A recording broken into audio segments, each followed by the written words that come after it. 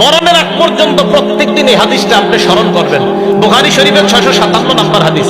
নবীজি বলেন, লাকাদ হামামতু আন আমুরা, আমার মন চায় আন আমুরাল মুয়াজ্জিন, আমি মুয়াজ্জিনকে আদেশ করি, ফায়ুকিমা, মুয়াজ্জিনকে বলি তুমি নামাজ কায়েম করো, ইকামত দিয়া তুমি মানুষকে দাঁড় করাও। সুম্মা আমুরু রাজুলান, এরপর এক ব্যক্তিকে বলি, ফায়া উম্মান নাস, ওই ব্যক্তি ইমামতি করুক। এরপর সুম্মা আখুযু শুলাম মিন নার, আমি তাদেরকে মসজিদে রাইখা আগুনের শিখা নিয়ে, আগুনের মশাল নিয়ে আমি ওই ব্যক্তির বাড়িতে যাই, ফাউহাররিকু, ওই ব্যক্তিকে জ্বালিয়ে দেই, মান লা ইউখরিজু ইলা সালাহ, যেই ব্যক্তি আযান শোনার পরেও মসজিদে জামাতে আসে না, আমি তাদের ঘর বাড়িগুলো জ্বালায় দিই।